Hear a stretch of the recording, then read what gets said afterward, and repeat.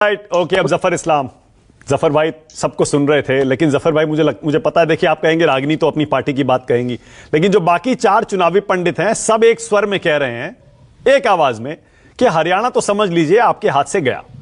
जफर इस्लाम बोलिए। देखिए, चारों पंडितों को सुना और हमारी बहन पंडिताइन को भी सुना। सबने अपने अपने वक्तव्य दिए, सबने भविष्यवाणियां की है और मैं सबका सम्मान करता हूं। सबका अपना अपना व्यू है। सिर्फ जो मैं टिप्पणी जो है वो रागनी जी के बारे में करूंगा कि उन्होंने एक पहले जो शुरुआत में बात कही कि हार से बहुत सीख मिलती है, शायद अभी उन्हें और बहुत कुछ सीखना है और कई बार हारना पड़ेगा, उसके बाद सीख उनको पूरी मिलेगी। इसलिए कि जो गलतियां आपने सालों साल तक की है उसकी सीख अभी तक कभी जनता से और भी सीखना है आपको, तो इसलिए आप इसके लिए तैयार रहिए। मध्य प्रदेश हो, छत्तीसगढ़ हो और कई ऐसे स्टेट्स है जहां इसका एग्जाम्पल है कि जहां आप जश्न मनाने लगे थे लेकिन जनता तैयार नहीं है। और यहाँ भी अभी चाहे वो जम्मू कश्मीर का मामला हो, चाहे अभी आपका हरियाणा का मामला हो, जनता बिल्कुल स्पष्ट तरीके से भारतीय जनता पार्टी को फिर से वापस लेके आएगी। इसका हमें पूरे यकीन है। उसकी वजह बहुत सारी है। ठीक कह रही थी रागनी जी कि भाई हमें जो है वो जो बहुत कुछ सीखा है और जीत से नहीं, हम हार से सीखते, तो शायद अभी थोड़ा उनको सीखना बाकी है। लेकिन जनता ने अपना जो है बार बार इनके जो भविष्यवाणी होती है उसको गलत करके दिखाया है। हम बहुत सारे लोग यहाँ पर जो बैठे हैं उनका उस वक्त जब मध्य प्रदेश या छत्तीसगढ़ में आया था और बहुत सारे लोग एडमिट भी किया कि उन्होंने वो जो ट्रेंड नहीं पकड़ पाया और उन्होंने सिर्फ जो उस वक्त के लोकल मीडिया और इस तरह की बातें जो चली उसको ही एक्स्ट्रापोलेट करके जो है बहुत गहराई से ना देख के उसको जो है आगे भविष्यवाणी के तौर पर रखा था। उसी तरह से कुछ यहाँ पर भी मुझे लग रहा है। लेकिन जनता के बीच में जाने से मुझे इस बात का अंदाज होता है, इसलिए कि जफर भाई चैनल पे जब भी ओपिनियन पोल, एग्जिट पोल गलत होने के आप उदाहरण देते हैं, आप वही वाले उदाहरण क्यों देते हैं जहां पर आप एग्जिट पोल को गलत करके जीत रहे होते हैं? आप 400 वाला उदाहरण क्यों नहीं देते? वो भी तो दीजिए। नहीं, मैं उस बात को भी कहता हूं। देखिए 400 आपको वैसे थोड़ी सी बात अगर कुछ पंडितों को समझ में आएगा, लेकिन शायद आप नहीं समझ पाएंगे। 400 जो है मोटिवेशनल ये है, उसको लोगों को, कार्यकर्ताओं को एकजुट करके और उन्हें मोटिवेशन, ऊर्जा लाने की बात है। आप खुद ही सोचिए ना, जब आज भारतीय जनता पार्टी 400 कुछ ही सीट में लड़ रही है तो जाहिर है 400। अच्छा 400 छोड़ दीजिए, 300 पे आ जाइए। मैंने मान लिया आपकी बात, चलिए नहीं 300 पे आ जाइए। तो आज हर पार्टी की एक स्ट्रैटेजी है, पार्ट ऑफ द स्ट्रैटेजी है कि भाई लोगों में ऐसी ऊर्जा होनी चाहिए। जफर भाई आप ठीक कह रहे हैं, ठीक है, मैंने मान लिया 400 का आपका पॉइंट, लेकिन आप जो ये एग्जिट पोल गलत करके आप कह रहे हैं ना, गलत हो जाते हैं, सब गलत हो जाते हैं, नहीं तो वो वाला भी तो कहिए जहां आपके खिलाफ गलत हो जाते हैं।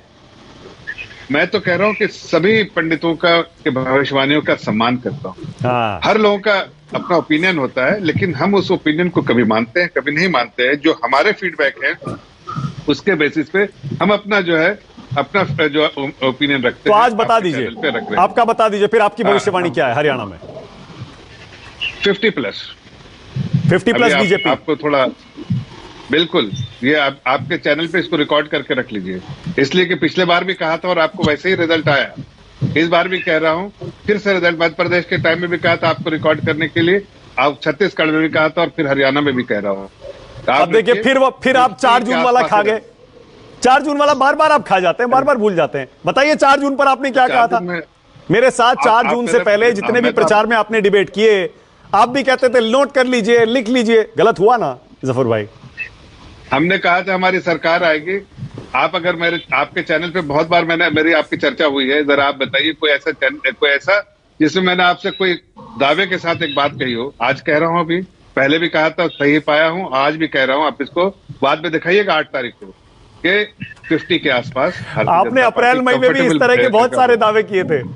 अब मैं पुराने वीडियो निकालना नहीं चाह रहा। देखिए आपका काम है, ये सारे प्रवक्ता यही करते हैं। उसमें आपको निकाल भी लीजिए और आपको इस बात का अनुमान भी होगा कि हमारी जो फीडबैक मैकेनिज्म हमारी पार्टी का, उसके बेसिस पे जो हमने काम किया है 10 साल के। देखिए लोग कहते हैं anti incumbency, but anti incumbency हम नहीं मानते हैं, इसलिए कि लोगों की, जनताओं के उम्मीदों पे खरे उतरने के बाद हम उसको एंटी इनकम्बेंसी ना मान के हम उसको प्रो इनकम्बेंसी और हमने प्रूव करके दिखाया है। अच्छा।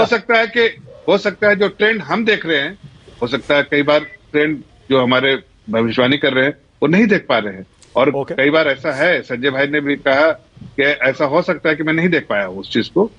मुझे जो दिख रहा है वो शायद वो नहीं देख पा रहे हैं, हमारी बहन नहीं देख पा रही है। और मैं तो ये कहूंगा कि आप अगर ऐसा सोचती है रागिनी जी या बाकी लोग भी, तो ठीक है, 8 तारीख को सब दूध का दूध पानी का पानी हो जाएगा। लेकिन हम जनता के बीच में रहने वाली पार्टी है, जनता को समर्पित होकर जनता के सेवा करने वाली पार्टी, इसलिए मुझे पूरी उम्मीद है कि ठीक है। ओके, 30 सेकंड और लीजिए, चलिए उसके बाद मुझे जम्मू कश्मीर की भविष्यवाणी बतानी है। 30 सेकंड रागिनी बोलिए। खाली 10 सेकंड। अच्छा लीजिए जफर भाई कंप्लीट करिए, चलिए जफर भाई कंप्लीट करिए, बोलिए।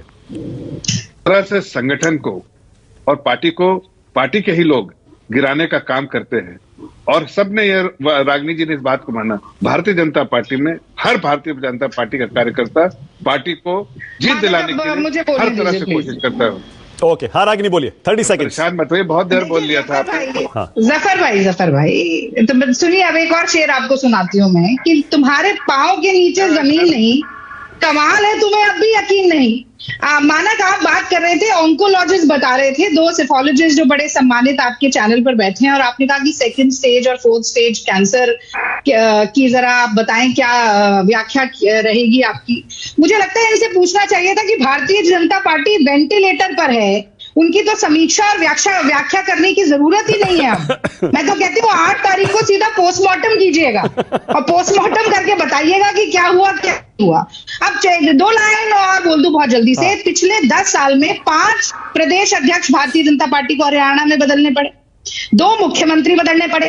जो मुख्यमंत्री अभी है सैनी साहब, बिल्कुल ठीक कहा, उन्हें ये बताने में ही सारा समय निकल गया कि मैं मुख्यमंत्री हूं, पर मुख्यमंत्री को 4 सीटें बदलनी पड़ी, और उसके बाद चुनाव की 2 तारीख बदलनी पड़ी, और उसके बाद 39 बड़े नेता, विधायक, मंत्री, सांसद ऐसे थे जिन्होंने पार्टी बदल दी। अब वो 40 हो गए, अशोक तंवर भी आ गए जो कि स्टार कैंपेनर थे इनकी पार्टी के।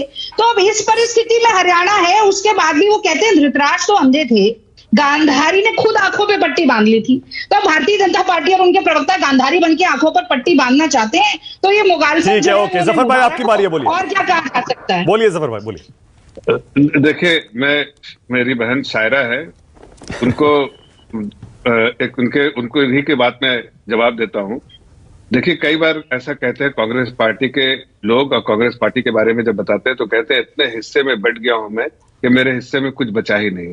तो ये संगठन ऐसा इनका कि बटा खुटा बटता रहता है, और उसमें जो है बाकी जो पार्टियां हैं उनको फायदा होता है। और इस बार फिर से मैं कह रहा हूं, इनका संगठन ऐसे ही है। आपस में अभी कह रही थी शैलजा जी के बारे में, शैलजा जी से किसी ने पूछा, पत्रकार ने, कि क्या आपकी हुड्डा जी से कभी बात हुई है, लास्ट कब बात हुई? तो मुस्कुरा कर उन्होंने कहा, मुझे याद, 1 मिनट बीच, एक मिनट थोड़ा सा, अरे आप कांग्रेस का नाम जपते रहिएगा, क्योंकि आप ना ये मानो, मैं आपको भिजवाती हूं जफर भाई, आप कांग्रेस का नाम जपिएगा, क्योंकि आपने अपने किसी नेता की तो बात नहीं की पूरे शो में। स्वागत है, स्वागत है, आप देखिए ना, कीजिए, बड़े नेता हैं आप, शैलजा जी के पीछे पड़े हैं आपने। Okay Ragini, let him complete, Ragini let him complete, बोलने दीजिए रागिनी प्लीज बोलने दीजिए रागिनी, एक सेकंड बोलने दीजिए। जफर भाई बोलिए। पार्टी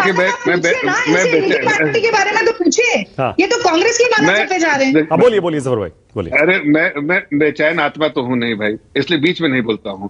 मैं कहता हूं कि उन्होंने कुछ भेजना है, भेज दीजिए। स्वागत है आपका रागिनी बहन, स्वागत है, हम आपको एक्सेप्ट कर लेंगे जो भी आप भेजेंगे। तो मैं सिर्फ इतना कहना चाहता हूं कि शैलजा जी से पूछा गया, किसी पत्रकार ने पूछा कि क्या हुड्डा जी से आपकी कभी बात हुई है या कब लास्ट बात हुई है? तो मुस्कुरा के कहा, याद नहीं है, कब बात हुई मुझे याद भी नहीं। ऐसे संगठन में लेकिन जफर भाई देखिए, रुकिए रागिनी, 1 सेकंड, एक मिनट, अरे रुकिए ना, नहीं हूं मैं, अरे रुकिए ना एक मिनट, जफर भाई ठीक है। देखिए जफर भाई देखिए, आपको हक है, कैसे मैं तो बिल्कुल नहीं बोलता हूँ। अरे अब रुकिए तो सही, 1 सेकंड प्लीज, 1 सेकंड। जफर भाई आपको हक है, कुमारी शैलजा को आप लगातार उठाते हैं, आपको हक है, उसमें कोई दिक्कत नहीं है। लेकिन अब अशोक तंवर नाम का एक हथियार आपने उनको भी दे दिया है, ये भी ध्यान रखिए। और दूसरी बात, अगर आपको रागिनी की वेंटिलेटर वाली बात बुरी लगी हो तो प्लीज याद कर लीजिएगा, आप भी लगातार कांग्रेस वेंटिलेटर पर है, मरणासन है, पिछले 10 साल से आप यही कर रहे थे, आईसीयू में है। देखिए, मैं इस बात को तस्लीम करता हूं कि 10 साल बाद किसी भी इलेक्शन में आपकी स्ट्रेटेजी अलग होती है। इसीलिए मैं कहता हूं बार बार इस बात को कि अकलमंद आदमी वही होता है जो कि अंधेरे में उजाला देख पाए और उजाले में अंधेरा देख पाए। और ये मैं कह सकता हूं कन्विक्शन के साथ कि हमारी लीडरशिप में वो एबिलिटी है कि चारों तरफ अंधेरा हो तो ठीक है। ओके जफर भाई, अब रुकिएगा जरा, अब रुकिएगा एक सेकंड, अब रुकिएगा। ओके।